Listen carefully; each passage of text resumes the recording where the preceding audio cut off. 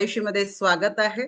तुम्हाला लिंक कुणी दिली, तुम्ही का जॉईन झाला, जॉईन होण्यामागचं कारण आणि आतापर्यंतचा तुमचा अनुभव आम्हाला तुमची थोडक्यात ओळख करून घ्यायला आवडेल.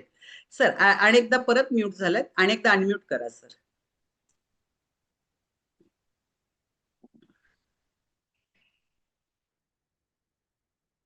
सर, मी आता एक पॉपअप पाठवलाय बघा, त्याच्यावरती करा सर, क्लिक करा. हा, कंटिन्यू सर. आता हो हो, येतोय. नमस्कार सर्व शतायुषी परिवाराला माझा नमस्कार. मी डॉक्टर दिलीप पुंडे, मी मुखेड नांदेड जिल्ह्यात असतो. मी स्वतः फिजिशियन आहे आणि मी ग्रामीण भागामध्ये प्रॅक्टिस करतो. मी MD झाल्यानंतरच या भागामध्ये आलो. मला आता माझं वय 65 आहे आणि वजन 72 आहे. मला डायबिटीस, हायपरटेन्शन, माझी अँजिओप्लास्टी झाली आणि मला थोडासा मसल डिसीज आहे, म्हणजे त्याला मायोपॅथी म्हटलं जातं. मी सर्पदंशावर कार्य करतो आणि मी जगभरामध्ये अनेक ठिकाणी व्याख्यानही देतो. मी मध्यंतरी कोल्हापूरला व्याख्यान द्यायला आलो होतो आणि परत येताना मी नरसोबाच्या वाडीचं दर्शन घ्यायला आलो होतो. आज योगायोगानं दत्त जयंती पण आहे. तर मी खालून पायऱ्या चढून येत असताना मला खूप त्रास होत होता. तर वर सुमनताई हेदरे मॅडम होत्या आणि actually she was waiting for me. मी वर आल्यानंतर त्या मला बोलल्या आणि मग आमची ओळख झाली आणि त्यांनी मला ही लिंक दिली. नंतर घाट मॅडमशी माझी चर्चा झाली. सर्वप्रथम सुमनताई, Ghat madam, Shete sir, Milind Patil, doctor Prasad Patil आणि मालतीताई, शोभाताई या सर्वांना मी धन्यवाद देतो. त्यांचं ऋण व्यक्त करतो. ॲक्चुअली ॲलोपॅथीमध्ये मी I have tried allopathy, homeopathy, Ayurveda. मला उठायला, बसायला आणि पायऱ्या चढायला त्रास होतो. आता इकडच्या मेडिसिननं काही असं विशेष फायदा होत नाही आणि माझं जवळपास एक्सटेन्सिव्ह इन्व्हेस्टिगेशन झालेत. तर मी सर्वप्रथम म्हटलं, की आपण हा ट्राय करून बघूया. आणि सुमनताईने जरी सांगितलं असलं, तरी मी थोडीशी Googleवर माहिती काढायचा प्रयत्न केला. पण Googleवर जे काही मला जाणवलं ते थोडंसं मी घाबरलो, की Googleने परिणामापेक्षा दुष्परिणाम जास्त दाखवलेत. प्रामाणिकपणे सांगायला हरकत नाही, की मी माझ्या गॅस्ट्रोएंटरोलॉजिस्ट लोकांना फोन केला. अरे बाबा म्हणलं, हे हर्बा लाईफमध्ये खरंच काही तथ्य आहे का? की इज इट ट्रू किंवा त्याचे काही तोटे आहेत का? पण 2-4 मित्रांनी मला असा सल्ला दिला, की तुम्ही प्रयत्न करून बघा. आणि नंतर मग घाट मॅडमने स्वतःचा अनुभव सांगितला. नंतर शेटे सर, सुमनताई सातत्यानं मी त्यांच्या संपर्कात आहे. शेटे सरांचं नॉलेज किंवा घाट मॅडमचं म्हणजे इन मेडिकल व्ह्यू जनरल लोकांनी बोलणं आणि डॉक्टरनी मी पहिलं प्रतिक्रिया दिली नाही. पण त्यांचं सेल्युलर लेव्हलला, मेटाबॉलिक लेव्हलला, वैज्ञानिक लेव्हलला जे त्यांचं नॉलेज आहे, आय रिअली ॲप्रिशिएट की त्यांचं नॉलेज पाहून मला खूप आनंद वाटला, की at depth they are talking at the depth म्हणजे वैज्ञानिक दृष्टीने ते बोलतायत. शेटे सरांचं आता मी त्यांना फॉलो करतोय, सुमनताईंनाही फॉलो करतोय. तर मी गेल्या 1.5 महिन्यापासून याच्यामध्ये आहे मॅडम.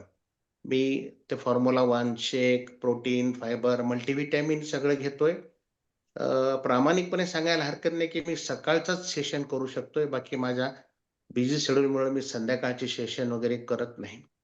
मला भरपूर मेडिकेशन्स चालू आहेत. हायपरटेन्शन, डायबिटीज म्हणजे मला एक इन्सुलिन 3 टाईम होतं आणि एक रात्री. तर 1.5 महिन्यामध्ये सरप्रायझिंगली माझं जे 3 टाईमचं इन्सुलिन होतं, ते मी 2 टाईमचं बंद केलंय आणि 1 टाईमवर आहे. आणि मी सेन्सर बसवलेला आहे. आणि कंटिन्युअस ग्लुकोज मॉनिटरिंग मी करत असतो. तर मला निश्चितच त्यात बेनिफिट जाणवतो. वजन थोडंफार कमी झालंय, अजून नॉट टू द मार्क, पण 100% तर मी करत नाही, हे प्रामाणिकपणे मला सांगायला हरकत नाही. आणि मी आता सकाळी नाश्ता वगैरे मी करत नाही. तर तो एक मला इन्सुलिनचा फायदा झाला. आणि दुसरं मला जो मसल वीकनेस आहे, आता त्यात काय प्रगती होते हे मला हळू कळेल. ते काही चमत्कार एका इमिजिएट होणार नाही. पण मला जो शतायुषी परिवाराचा होलिस्टिक अप्रोच आहे. मी WHO मेंबर पण आहे. पण WHOची व्याख्या आरोग्याची एखाद्याची सुरुवातीला शारीरिक सुअवस्था, नंतर त्यात ॲड झालं मानसिक, नंतर झालं आध्यात्मिक आणि आताची WHOची व्याख्या आहे निरामयता. निरामयता म्हणजे मी माझं चांगलं चिंतितो आणि सोबत समोरच्याचं चांगलं चिंतितो. तर मला असं वाटतं, की शतायुषी परिवार हा खऱ्या अर्थानं निरामयता याच्यामध्ये फिट होतो, की एवढे लोकं माझ्यासाठी प्रयत्न करतात. ॲक्चुअली आमच्या प्रत्यक्षात भेटही नाहीये. पण एक डॉक्टर चांगला व्हावा, ही तुमची सद्भावना बघून आय एम रिअली इम्प्रेस्ड आणि माझ्यामध्ये थोडासा आत्मविश्वास आलाय, की आपण हे करूयात आणि वी विल सक्सीड. सुजाता मॅडमची स्टोरी पण मला खूप इन्स्पायरिंग वाटते. शेटे सरांचं नॉलेज, की त्यांनी जे सेल्युलर लेव्हलला बोललेत किंवा प्रसाद पाटील मध्यंतरी काल गायनेकॉलॉजिस्ट बोलले. मी हे ऐकत असतो. I am a silent viewer आणि मी अॅनलाईज करत असतो, की हे किती वैज्ञानिक बोलतात. काहींच्या प्रतिक्रिया मला वास्तववादी वाटल्या. मी प्रामाणिकपणे बोलतोय. काहींच्या थोड्याशा एक्सेसही वाटल्या मला. कारण मेडिकल सायन्समध्ये 2 अधिक 2 नेहमीच 4 होत नाही. इट कॅन बी 4 और इट कॅन बी 0 अल्सो. पण सगळ्यांना फायदा होतोय आणि हा होलिस्टिक अप्रोच आहे. पण इतरांपेक्षा मला स्वतःला फायदा होतोय, तर मी असं ठरवलंय, की आता आधी पहिल्यांदा स्वतःशी प्रामाणिक राहायचं आणि माझ्यातला डॉक्टर बाजूला काढायचा. माझ्यातला डॉक्टर बाजूला काढला, की एक साधक म्हणून या शतायुषी परिवारात राहायचं आणि मला असं वाटतं, की मला त्याचा निश्चित लाभ होईल. पुनश्च सर्व शतायुषी परिवारांना सुजाता मॅडम, सुमनताईकडून लिंक मिळाली ही आणि मला ही मंडळी स्वतःहून फोन करतात. तर मी तुम्हाला धन्यवाद देतो, की नाहीतर लोकांचं कसं असतं, भगवान सबका भला करे, लेकिन शुरुआत हमसे करे. पण शतायुषी परिवाराचं ध्येय जे आहे ना, निरामयता. मी कोल्हापूरहूनच आलो होतो आणि नरसोबाच्या वाडीत आमची भेट झाली आणि आज दत्त जयंती पण आहे. कदाचित भगवंताचीच इच्छा असेल, की मला हा मार्ग सापडला. मी पुनश्च सर्वांना धन्यवाद देतो आणि या ठिकाणी थांबतो. खूप जबरदस्त सर आणि अभिनंदन तुमचं. खूप स्वतःवरती छान काम करताय आणि रिझल्ट इतका सुंदर आलाय आणि तोही 1.5 महिन्यात आणि खरंच आहे तुमच्या आत्ताच्या अनुभवातून बऱ्याचशा गोष्टी समजून घेण्यासारख्या आणि शिकण्यासारख्या पण आहेत. कारण आपण म्हणतो ना शतायुषी परिवार तुमचं 100% मानसिकतेवरती आधी काम करावं लागतं तुम्हाला जर निरोगी राहायचं असेल तर. आणि मानसिकता म्हणजे काय आहे बघा, सरांच्या अनुभवातून सुद्धा आपल्याला बऱ्याचशा गोष्टी शिकता येतात. म्हणून आपण इथं एक्सपिरियन्स शेअर करायला लोकांना जबरदस्ती पण करत असतो. का? आता एखाद्या व्यक्तीला एक्सपिरियन्स शेअर करायचं, इतक्या लोकांसमोर बोलायचं, थोडासा अनुभव नसतो, टेन्शन असतं, कॉन्फिडन्स नसतो. पण जेव्हा त्यांना पुश करतो, असे सुंदर सुंदर अनुभव जर ऐकले, आता पुंडे सरांचा जर एक्सपिरियन्स कुणी ऐकला तर आणि मग तो थोडासा असा साशंक असेल तर त्याला नक्की याच्यातून शिकता येईल. कारण ॲज अ डॉक्टर एक त्यातल्या मेडिकल क्षेत्रातली तज्ञ व्यक्ती जर आपला असा अनुभव शेअर करत असेल आणि त्यांना जर त्याचा फायदा होत असेल, तर नक्कीच आपल्या सगळ्यांसाठी त्याच्यातून पण एक शिकवण मिळत असते. आणखीन एक आणखीन एक की असं म्हणजे माझे मिस्टर स्वतः डॉक्टर प्रसाद पाटील, ते जेव्हा आजारी वगैरे पडले आणि मी असं म्हटलं, "अरे डॉक्टर कसे काय आजारी पडले?" अरे डॉक्टर पण माणूस असतो, तो पण आजारी पडू शकतो, त्याच्या पण चुका काहीतरी होत असतात. त्याची पण जीवनशैली अयोग्य असू शकते, त्यालाही चॅलेंजेस असतात आणि मग डॉक्टरच कसे काय आजारी असंही वाटायचं. आणखीन एक सरांनी सांगितलं, की माझ्यातला डॉक्टर बाजूला काढून ठेवला. खरंच आहे मेडिकल शास्त्र त्याचं काम करतं. त्याचं आपल्या प्रत्येकाच्या आयुष्यात अनन्यसाधारण महत्त्व आहे. त्याला आपण नाकारूच शकत नाही. पण त्याच्याही आधी आपण आपल्या आरोग्यासाठी काय करतोय, आपली जीवनशैली कशी आहे हे बघणं खूप गरजेचं असतं आणि त्याच्यासाठी मी एक डॉक्टर, मला सगळं माहिती आहे, मला सगळं ज्ञान आहे, असं समजून जर एखाद्या गोष्ट दुर्लक्ष करत असू, आपल्या आरोग्याकडे दुर्लक्ष करत असू, तर ते मात्र आपल्याला त्रासदायक होऊ शकतं. आणि त्याच्यामुळं माझ्यातला डॉक्टर बाजूला काढून ठेवला. असंच हे खूप गरजेचं आहे. आणि आणखीन एक सरांनी सांगितलं, की त्यांच्या गॅस्ट्रोएंट्रोलॉजिस्टला त्यांनी सल्ला घेतला. ॲक्चुअली सर मी पण ह्या सगळ्या गोष्टी केल्या. नेफ्रॉलॉजिस्ट माझा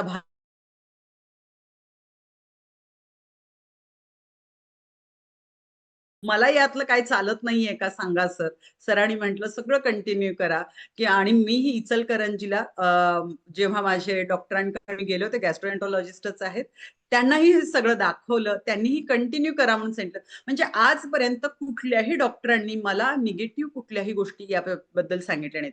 हे मी का सांगते? खूप लोकं म्हणतात, डॉक्टरांना विचारून सांगतो किंवा आमच्या डॉक्टरांनी हे घेऊ नका म्हणून सांगितलंय. पण त्या डॉक्टरांचा अप्रोच, त्याच्याबद्दलचं नॉलेज हे सगळ्या गोष्टी गोष्टी वेगळ्या आहेत, पण जेव्हा आपण ऍज अ फूड म्हणून हे घेतो, न्यूट्रिशन म्हणून घेतो, तेव्हा याचं काम आपल्या शरीरावर जे व्हायचंय ते होणारच आहे. आणि नुसतंच फ्युएल इनटेक हा आपल्या शतायुषीचा हे नाहीये, मोठं नाहीये. त्या फ्युएल इनटेक बरोबर तुमची लाईफस्टाईल चेंज झाली पाहिजे, तुम्ही ऍक्टिव्ह झाला पाहिजे, हे सगळ्या गोष्टी आहेत. 20% एक्सरसाइज, 80% न्यूट्रिशन, 100% माइंडसेट, ह्या त्रिसूत्रीवर काम करते. फक्त फ्युएल इनटेक हा बेस नाहीये. तर त्याच्यासाठी आपण ह्या त्रिसूत्रीवर जेव्हा काम करतो तेव्हा हे असे अमेझिंग रिझल्ट येत असतात. सर म्हटले ना की मला आपणहून यांचे फोन येतात, हा जो फॉलोअप आहे याच्यामुळं एवढाही सुंदर रिझल्ट हे येत असतात. चला तर परत एकदा डॉक्टर सरांसाठी आपण जोरदार टाळ्या वाजवू. आणि आता आपण नेक्स्ट एक्सपिरियन्स कडे जाणार आहोत. त्रिशाला संकन्नाताई, पूर्ण फॅमिलीचा एवढा सुंदर रिझल्ट आहे, पूर्ण फॅमिली स्वतःसाठी काम करते आणि स्वतःवरती काम करता करता आणखीन खूप लोकांच्या आरोग्यावरती काम करायला लागले, चांगल्या लोकांना आरोग्य देण्यासाठी काम करतायत. तर आपण जाऊ त्रिशालाताईंकडे. त्रिशालाताई, माईक अनम्यूट करा आणि तुमचा एक्सपिरियन्स शेअर करा. Good morning madam. Good morning. माझे नाव त्रिशला सुदर्शन संकन्ना. देव नाही मी. ही लिंक आम्हाला अश्विनी मॅडम आणि अरुण सरांच्याकडून मिळाली. शतायुषी फॅमिलीमध्ये आली, जॉईन झाली म्हणजे माझ्या मिस्टरांच्या वाढलेल्या वजनामुळे. त्यांचे वजन 99 kg होते. शतायुषी फॅमिलीमध्ये जॉईन झाल्यावर त्यांचे वजन 75 झाले. अशा ते कशामुळे झाले? सकल संतुलित आहारामुळे झाले. त्यांचा अगोदर वजन कमी करण्याचे खूप प्रयत्न केले होते, पण वजन कमी काय होत नव्हतं. जिरा पाणी, लिंबू पाणी घेत होतं तरी पण काय उपाशी राहिले, तरी पण काय त्यांचं वजन काही कमी झालं नाही. या सकल संतुलित आहारामध्ये आल्यावर म्हणजे शतायुषी फॅमिलीमध्ये आल्यावर सकल संतुलित आहार चालू केल्यामुळे त्यांचे वजन कमी झाले. नियमित व्यायाम चालू केले. माझा पण शुगरचा त्रास होता. तो 5-6 वर्षे शुगरचा त्रास होता माझा पण. आणि काय केलं तर कमी होत नव्हतं. 250-300च्या खाली कधी शुगर कमी येत नव्हते. ह्या सकल संतुलित आहार घेतल्यामुळे माझं बी शुगरचं म्हणजे कंट्रोलमध्ये आलेले आहे. खूप छान. आणि सरळ पूर्ण फॅमिली इतका सुंदर वर्कआउट सगळे मिळून सकाळी करत असतात. काय काय वर्कआउटचा काय अनुभव आहे त्रिशलाताई? खूप छान अनुभव आहे. आम्ही लवकर उठत नव्हतो सकाळी, तरी पण आता दररोज लवकर उठून वर्कआउट पण करतोय. आम्ही सगळी पूर्ण फॅमिली करतोय वर्कआउट. आमच्या दोन्ही सुना पण करतात, आम्ही दोघं पण करतोय. आणि आमच्या मुलांनी पण डायनो शेक चालू केले आम्ही. मुली आमच्या सुनासनी पण सगळं शेक चालू आहे. हा, कंटिन्यू करा. चला त्रिशलाताईंसाठी एकदा जोरदार टाळ्या वाजू. पूर्ण फॅमिलीचा सुंदर एक्सपिरियन्स आहे. वर्कआउटच्या बॅचला तुम्ही आला असाल तर तुम्हाला लक्षात येईल पूर्ण फॅमिली वर्कआउट करत असते. बघा, एकच मिनिट, माईक मी त्रिशलाताईंना म्यूट करते. त्रिशलाताईंच्या इथून आवाज खूप येतोय. ओके, हा. तर पूर्ण फॅमिली वर्कआउट करत असते. मला एकट्याला आरोग्य नको आहे, माझ्या पूर्ण फॅमिलीला आरोग्य हवंय. हे जेव्हा खरं होईल ना तर तेव्हा, कारण मी एकटाच काहीतरी करत असू ना, समजा मी दररोज आपला फ्युएल इंटेक करायला लागलोय, एवढा सकस संतुलित आहार घ्यायला लागलोय, आणि माझ्या घरी जर आज पोहे बनले आणि कोणीतरी थोडेसे खा म्हटले तर आपलं मन विचलित होऊ शकतं. पण आपण सगळे जोडीने गोडीने पूर्ण फॅमिली जर असे हेल्दी सगळं घेत असू आणि खात असू आणि वर्कआउट करू, म्हणजे एक्सरसाइज वगैरे, तर याच्यासारखी आनंदाची गोष्ट नाही. कारण आपण जे सांगतो ते आपली फॅमिली ऐकत नाही, आपण जे करतो त्याचं अनुकरण करत असते आपली पिढी, पुढची पिढी असू दे. तर सुनांसहित आपल्या मुलांसहित त्या पूर्ण फॅमिली वर्कआउट करत असतात, व्यवस्थित फ्युएल इंटेक करत असतात, आणि त्याच्यामुळे हे असे अमेझिंग रिझल्ट त्यांच्या फॅमिलीत आलेले आहेत. आणि त्यामुळे ते इतरांना सुद्धा तसं आरोग्य देण्यासाठी काम करतायत. तर पूर्ण संकन्ना फॅमिलीचं, त्रिशलाताईंचं अभिनंदन. आणि आज जाणार आहोत आपण एका टॉपिक कडे. आज गुरुवार आहे, आपला फ्युएल इन्फॉर्मेशनचा दिवस, आणि खूप महत्वाचं फ्युएल ज्याचा आपल्या आयुष्यावर खूप मोठा इम्पॅक्ट असतो. जागतिक आरोग्य संघटना सांगते, आता ते मी नाही सांगत काय सांगते ते, कारण आज तो टॉपिक घेणार आहेत आपले शेटे सर, कारण खूप महत्वाचं फ्युएल आहे. आणि आपण जाणार आहोत शेटे सरांकडं. सुमित सर, शेटे सर दिसतात? शेटे सर हँडरेज द्या. ओके, हा. चला, तर आपण डायरेक्ट जाऊ शेटे सरांकडे, फारसा वेळ न घालवता. तर continue Shete sir. Shete sir एक आपले योग पंडित आहेत आणि आपले सगळ्यांचे योग गुरु आहेत. सगळ्याच बाबतीत आपल्याला ते नॉलेज देत आहेत आणि गेली 40 वर्ष योगाचा प्रचार प्रसार करायचा, आरोग्याचं काम करतायत. योगाच्या माध्यमातून नाही रिपेअरी झालं तर मग ते औषध पण देत आहेत, कारण ते फार्मासिस्ट पण आहेत. तर जाऊ आपण आता शेटे सरांकडे. Continue Shete sir. Yes, good morning. Good morning. Sir unmute करा. गुरुवार म्हटलं की आपलं फ्यूल इन्फॉर्मेशन असतंय आणि आजचं फ्यूल असणार आहे प्रोटीन. फॉर्म्युला आपण जे फॉर्म्युला 1 घेतो त्यातलं प्रोटीन ते वेगळं आणि PPP पर्सनलाइज प्रोटीन पावडर. तर सगळेजण कोण कोण शेक इनटेक करता, फ्यूल इनटेक करता सगळेजण? कोण कोण करता, कोण कोण करत नाही? बघा, आपल्याला प्रोटीनची गरज आहे, लक्षात आलं. तर त्याच प्रोटीनची माहिती पर्सनलाइज प्रोटीन पावडर जे आपल्या कंपनीचं जे कोर प्रोडक्ट आहे तर त्याची इन्फॉर्मेशन मी तुम्हाला देणार आहे. आता त्याचं नावच बघा, पर्सनलाइज प्रोटीन पावडर. व्यक्ती परत्वे ते कसं कमी जास्त करायचं असतं पर्सन प्रमाणे. त्यामुळे त्याचा डोस जो असतो तर तो आपल्याला गरजेप्रमाणे आपण त्या ठिकाणी करू शकतो, म्हणून त्याला काय नाव दिलं, पर्सनलाइज प्रोटीन पावडर. तर आता आपल्याला की निसर्गाने फक्त 6 हे पदार्थ दिलेले आहेत, जे त्याच्यामध्ये कसं मॅक्रोन्यूट्रिएंट्स म्हणजे जे आपल्याला ग्रॅम मध्ये लागतात. म्हणजे त्याच्यामध्ये काय, कार्बोहायड्रेट, प्रोटीन आणि फॅट हे आपल्याला ग्रॅम मध्ये लागतात, म्हणजे जादा लागतात. आणि मायक्रो न्यूट्रिएंट्स म्हणजे जे आपल्याला मिलीग्रॅम मध्ये लागतात, ते विटॅमिन्स आणि मिनरल्स आणि पाणी. म्हणजे 6 पदार्थ निसर्गाने आपल्याला दिले आहेत, carbohydrate, protein, fat, vitamins, minerals आणि पाणी. 6 सोडून आपल्याला काही पदार्थ निसर्गाने दिलेले नाहीत. आपलं जे शरीर बनतं, लक्षात आलं का, आईच्या गर्भामध्ये, ते प्रोटीन आणि फॅटमुळं. बाळाचा जन्म होतो ते वाढतं ते प्रोटीन आणि फॅटमुळं, लक्षात आलं. आणि आपण दिवसभरात जे प्रचंड प्रमाणात खातो की नाही, कार्बोहायड्रेट खातो, पिष्टमय पदार्थ खातो. Carbohydrate gives use only glucose, लक्षात आलं. आणि ग्लुकोजमुळे बॉडीमध्ये फक्त तुम्हाला ऊर्जा, एनर्जी मिळते, लक्षात आलं. त्यातनं काय तयार काय होत नाही. तर प्रोटीन आणि फॅटमुळे सगळं तयार होत असतं. मग आपण तेवढं प्रोटीन आपण खातो काय हो, तेवढं आपण खातच नाही, लक्षात आलं. मग प्रोटीनची रिक्वायरमेंट जी आहे, भारतामध्ये 87% प्रोटीन डिफिशियन्सी आहे. मग 13% जर तुम्हाला आला, 13% या. स्वतःची फॅमिलीचे सगळे मेंबर 13% आहेत.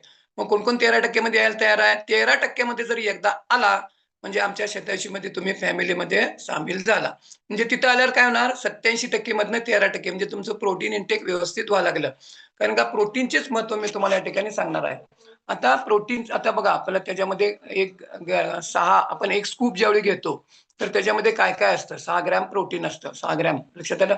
6 ग्रॅम पावडर असते, 22.96 कॅलरीज जातात. एक आपण स्कूप घेतो की नाही, सपाट चमचा, तर त्याच्यामध्ये प्रोटीन आहे 4.96 ग्रॅम.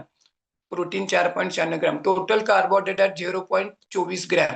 मी आता नेहमीप्रमाणे सांगतो, टोटल शुगर त्याच्यामध्ये 0.03 ग्रॅम.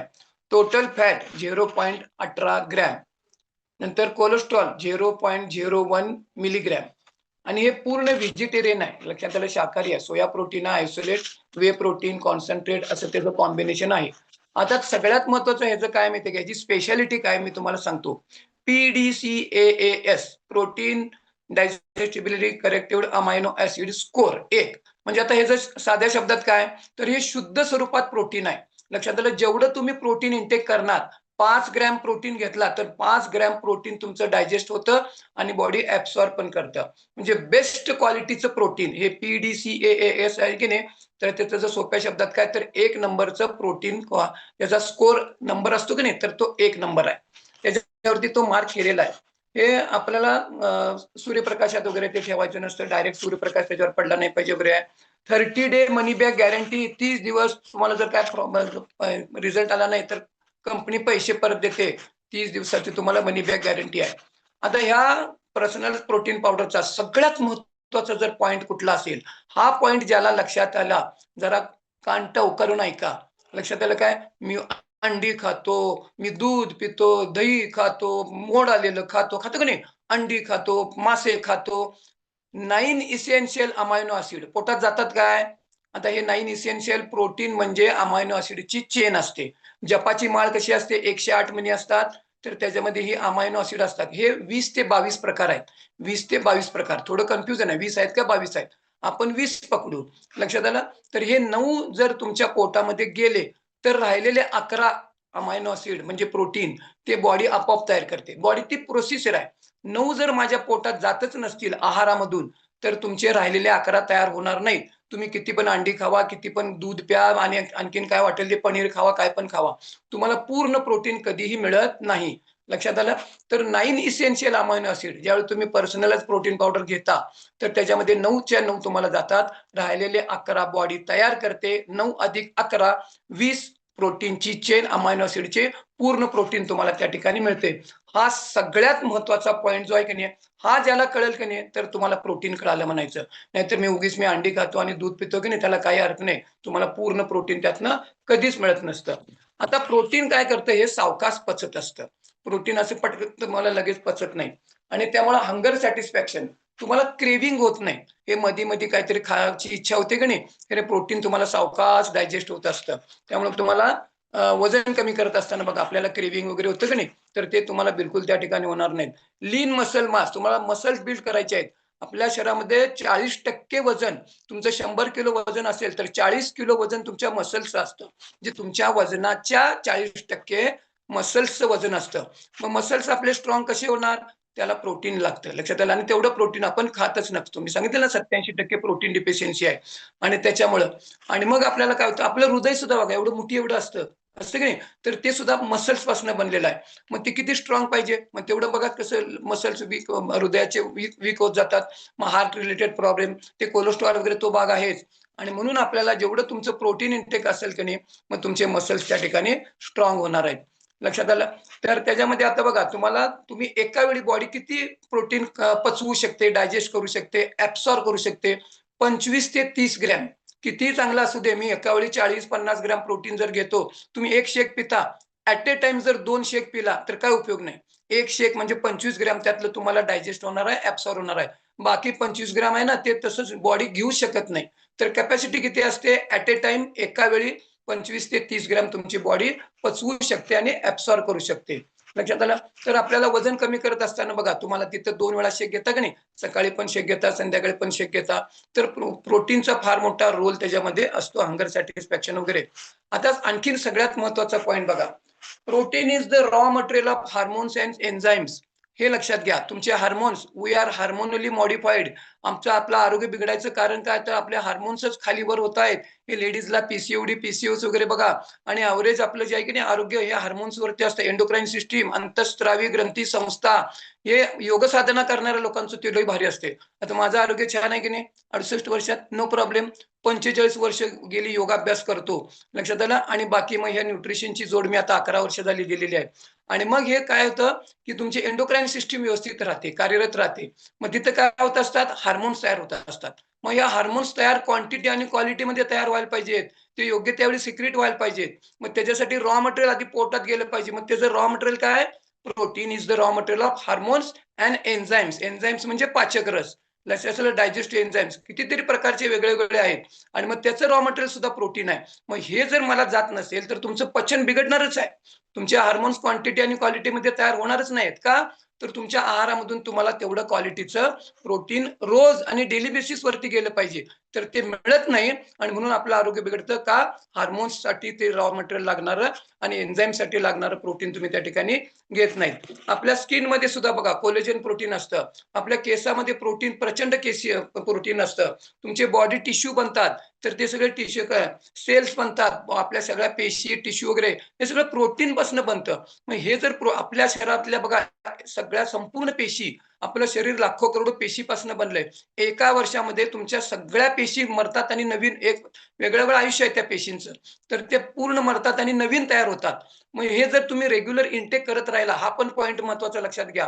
हे तुम्ही जर शेक इनटेक रेग्युलर जर घेत राहिला, सकस संतुलित आहार, तर तुमच्या नवीन तयार होणाऱ्या ज्या पेशी तयार होतात, नवीन तयार होणारच आहेत की नाही, तर त्या पेशी स्ट्रॉंग तयार होतात. लक्षात घ्या.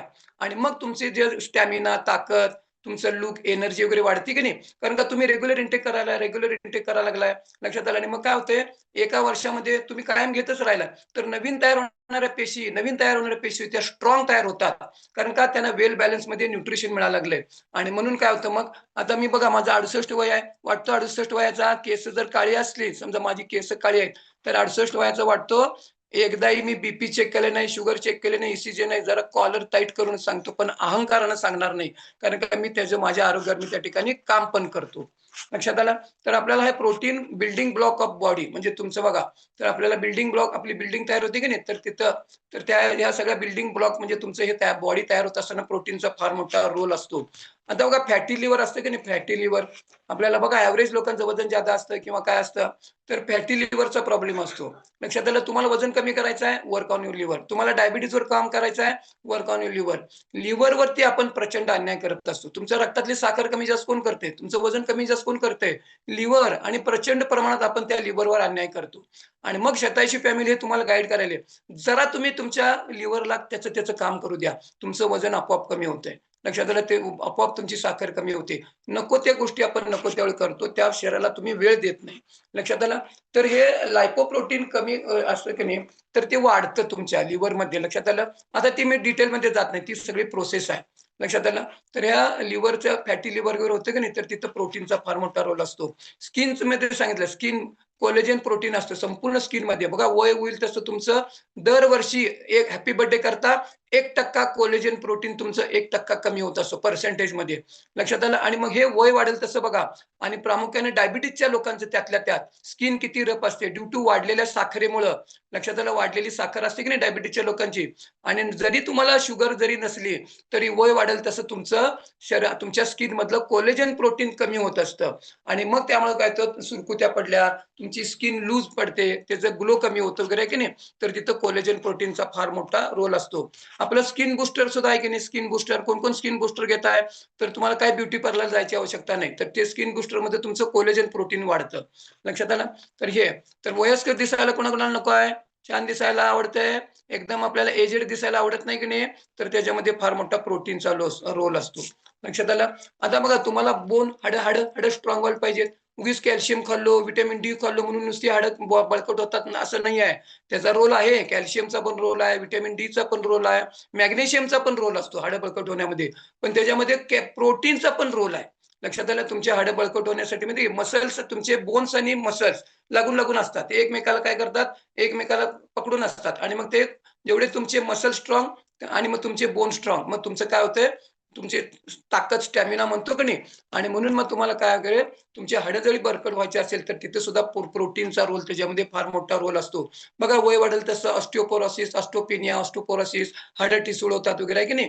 तर तिथं कॅल्शियमचा रोल आहे, तसाच तिथं प्रोटीनचा पण फार मोठा रोल असतो. लक्षात आलं? तुम्हाला बोन स्ट्रक्चर वगैरे वय वाढत तसं मणक्यात वागतो बघा, असं असं कुबड येतं वगैरे वागतो की नाही, तर मणक्यामधला गॅप कमी कमी होतो, ऑर्थोपेडिक प्रॉब्लेम होतात. गरोदरपणामध्ये बघा डॉक्टर किती प्रोटीन देतात. सगळ्या लेडीजना गरोदरपणामध्ये प्रोटीनचं प्रमाण त्या ठिकाणी वाढवलेलं असतं. लक्षात आलं? तर आपल्याला ह्या सगळ्या ह्याच्यामध्ये की नाही, आता बघा तुम्हाला प्रोटीन कमी पडल्यामुळे काय काय होते मी तुम्हाला सांगणार आहे. तिथं प्रोटीन कमी पडतं की नाही, तुम्हाला इन्फेक्शन वगैरे होते की नाही, तिथं लॅक ऑफ प्रोटीन डिफिशियन्सी.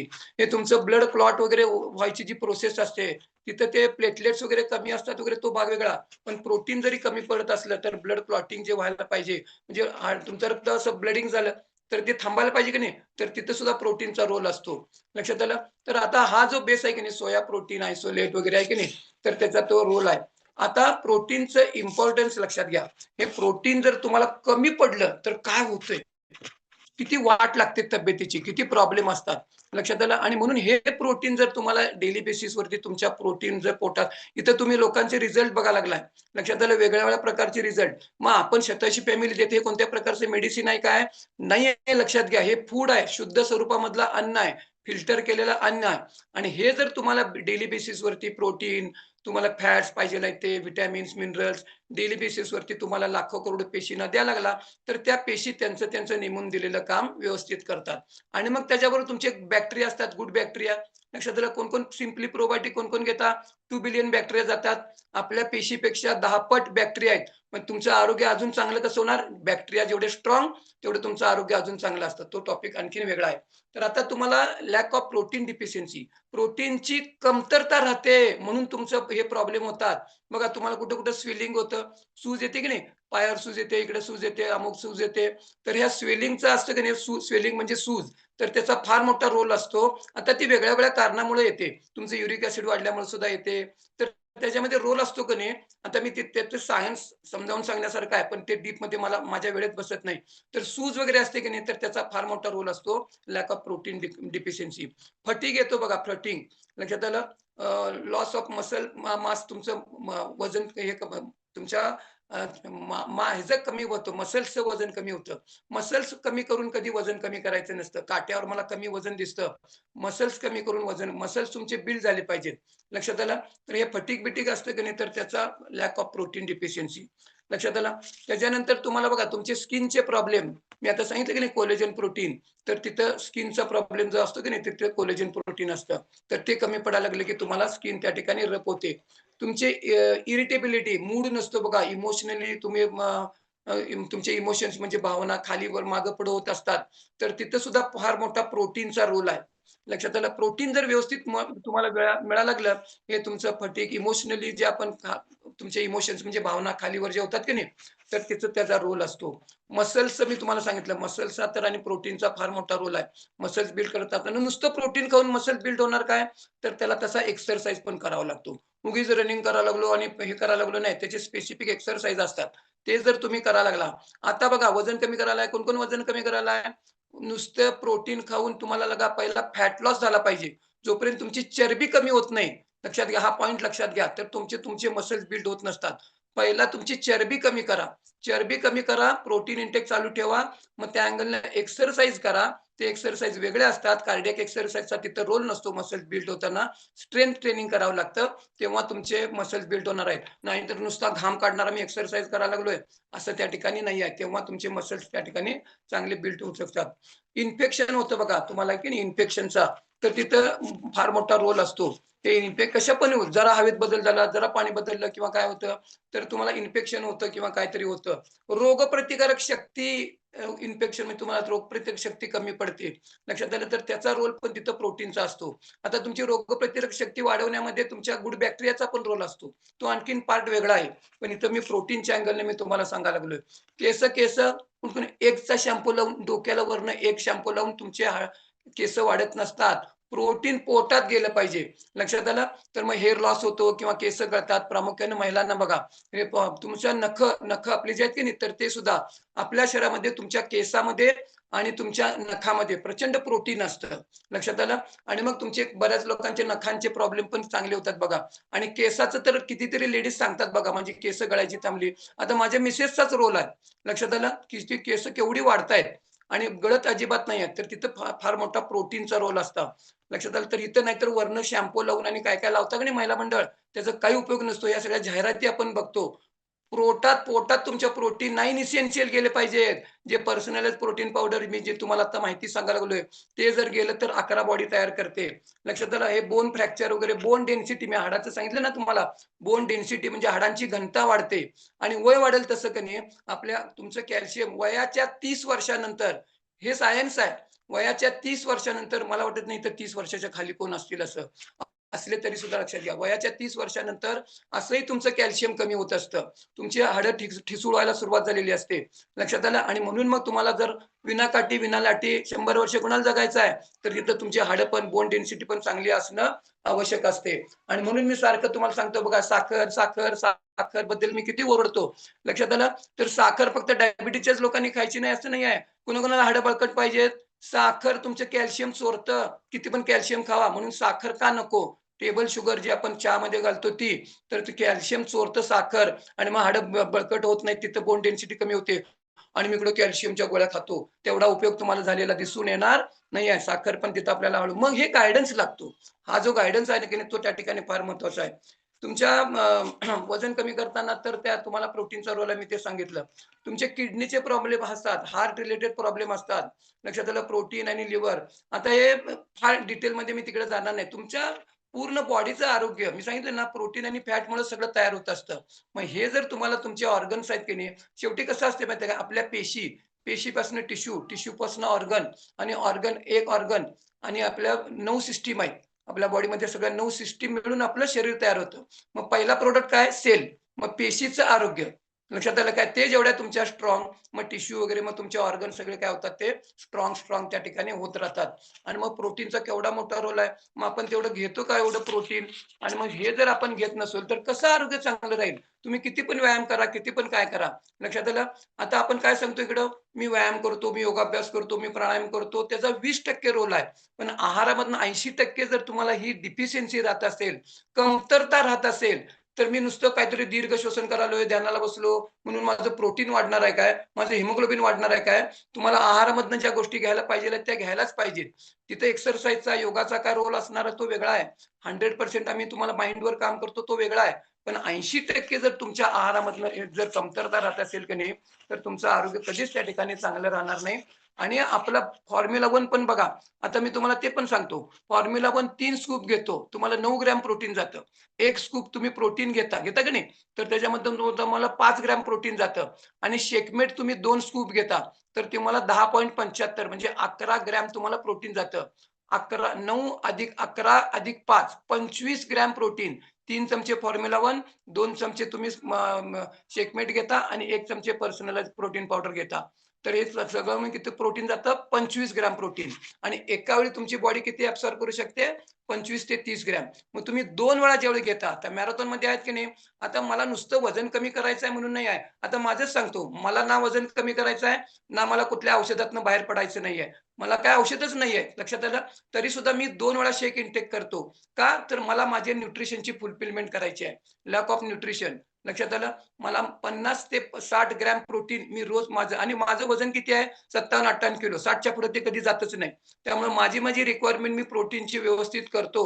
मग मी एवढं जर कॉन्फिडेंटली सांगतो ना, तर मी तेवढं त्याच्यावर माझ्या आरोग्यावर काम करतो. आणि मग हे जर तुम्ही लो GI फॉर्म्युला 1च्या ह्याच्यावरती पण बघा, त्याच्यावर ग्लायसेमिक इंडेक्स लो. कोण-कोण आहे बघा इथं डायबिटीजचे लोकं. आता मी इथं मिरजेतनं बोलतोय, अंजलीच्या इथं घरातनं बोलतो. तिथं सुद्धा आता आमच्या समोर डायबिटीजचे लोकं आहेत. कुणीही काळजी करू नका. गोड आहे की नाही? शेक गोड लागतो की नाही? Low glycemic index. त्या फॉर्म्युला 1च्या डब्यावर मारलेला आहे बघा शिक्का.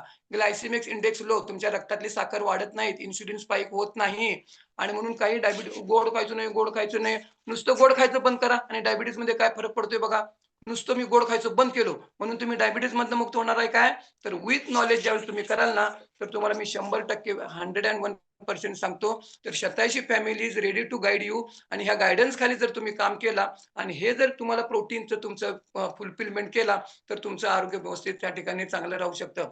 मग कुणाकुणाला विनाकाठी, विनालाटी 100 वर्ष कुणाकुणाला जगायचं आहे? जरा दाखवा थंब, असा थंब दाखवा. दाखवा थंब जरा. तर पक्की गॅरंटी हे न्यूट्रिशन जर तुम्हाला पोटात गेलं, प्रोटीनची एक मी तुम्हाला आज नुसतं हा विषय प्रोटीनचा आहे मी तुम्हाला सांगितलं. तर ही प्रोटीनची डिफिशियन्सी राहते. आणि आपल्याला काही नाही, आणि कितीतरी डॉक्टर पण आपल्याला बघा प्रोटीनची टॉनिक वगैरे, आम्ही दुकानात कितीतरी प्रोटीनची टॉनिक विकायचो. तर ते केमिकल फॉर्मॅटमध्ये असतं. केमिकल टॉनिक कुठलंही असू दे, तर ते केमिकल फॉर्मॅटमध्ये येतं. मग ते तेवढं बॉडी तुमची केमिकल्स तुमच्या बॉडीला, लिव्हरला ओळखता येत नाहीत. फूड जे असतं, अन्न जे असतं की नाही, तर ते लिव्हर ओळखीचं असतं. ते स्वीकारतं. पण केमिकल फॉर्मॅटमध्ये आता कॅल्शियमच्या गोळ्या असतात, केमिकल फॉर्मॅटमध्ये असतात. ते लिव्हरला केमिकलमध्ये फॉर्मॅटमध्ये येणारं लिव्हर ओळखू शकत नाही. मग ते तेवढं बॉडी लिव्हर तुमची ॲब्सॉर्ब करत नाही, घेऊ शकत नाही. लक्षात आलं? आणि म्हणून त्याच्या 500 mg समजा तुम्हाला कॅल्शियम द्यायचं असेल, तर त्याच्यात कंपन्या त्याच्यात जादा टाकतात. कारण का तेवढं तुम्हाला ते ॲब्सॉर्ब ते लिव्हर घेत नसतं केमिकल फॉर्मॅटमधलं. आपण जे देतो हे फूड फॉर्मॅटमध्ये आहे. मग लिव्हरला ते ओळखीचं असतं. अनोळखी माणसाला आपण घरात घेतो काय? ओळखीच्या माणसाला आपण घरात घेतो. तर तसं लिव्हरला अन्न हे ओळखीचं असतं. मग ते तुम्ही जे घेता की नाही आणि आपण जे देतो हे फूड फॉर्मॅटमध्ये आहे. तर ते अन्न हे स्वीकारलं जातं आणि म्हणून तुम्हाला काय होतं, हे जेवढं आपण आता मी तुम्हाला PDCA, कॉस्ट 1 नंबर सांगितलं की नाही, तर पूर्ण प्रोटीन जातं, शुद्ध स्वरूपामध्ये जातं. आणि हे जर तुम्ही द्यायला लागला, तर तुम्हाला चांगल्या प्रकारे तुमचे मसल्स बिल्ड होणार आहेत. आणि शेवटी आता हा शेवटचा पॉइंट. आता महिलांच्या बाबतीत सांगतो बघा. तुमचं वजन जादा आहे, लक्षात आलं? तुमचे मसल्स वीक राहणार आहेत. तुमचे जादा फॅट आहे ना, तुमचे मसल स्ट्रॉंग होणार नाहीत. तुमचे पिरियड्स बंद झाल्यानंतर परत तुमचे मसल्स वीक होणार आहेत. वय वाढेल तसं मसल्स वीक होणारच आहेत. बघा महिला मंडळ काय, चरबी जादा आहे, वजन जादा आहे, मसल स्ट्रॉंग होणार नाहीत. तुमचे पिरियड्स बंद झाले, मसल्स वीकच राहणार आहेत. वय वाढत जाणार आहे, मसल्स वीकच होत जाणार आहेत. मग हे जर नको असेल तर प्रोटीन इंटेक व्यवस्थित पाहिजे की नाही? तसं पुरुषांचं सुद्धा आहे. पुरुषांचं आपले सुद्धा मसल्स वीक होत असतात वय वाढेल तसं. टेस्टोस्टेरोन हार्मोन आपलं सुद्धा कमी होत असतं. आणि मग हार्मोन ग्रोथचं रॉ मटेरियल काय? Protein is the raw material of hormone. मग लक्षात हे जर प्रोटीन तुम्ही जर घ्यायला लागला रेग्युलर आणि जर गायडन्स खाली योगाभ्यास एक्सरसाइज वगैरे करायला लागला तर तुमचे आपले सुद्धा काय होतात मसल्स बिल्ड परत म्हणजे ते वीक होत नाहीत. लक्षात आलं तर ते सुद्धा स्ट्रॉंग शेवटपर्यंत राहू शकतात. आणि मग परत एकदा सांगतो विनाकाठी विनालाठी 100 वर्ष औषध मुक्त व्हायचं असेल तर शतायुषी फॅमिलीमध्ये या. हरिओम. चला एकदा जोरदार टाळ्या वाजवू आपण शेटे सरांसाठी. खूप महत्वाचं फ्युएल आपलं आणि त्याचे आपण सगळे इंटेक करतोच आहे, पण त्याचं ज्ञान घेऊन केलं तर त्याचा आपल्याला उपयोग जास्त होतो, म्हणून हा प्रयत्न. तर परत एकदा टाळ्या वाजवू शेटे सरांसाठी. आणि अशा ह्या सगळ्या फ्युएलच्या उपयोगाने वापराने आणि आपल्या पूर्ण गायडन्स खाली खूप लोक आपल्या स्वतःच्या आरोग्यावरती काम करतायत आणि ते सगळे वेट लॉस मॅरेथॉन मध्ये पार्टिसिपेट झालेले आहेत. अशा हे आपल्या वेट लॉस मॅरेथॉनसाठी, मॅरेथॉनच्या सगळ्या टीमसाठी एकदा जोरदार टाळ्या वाजवू आणि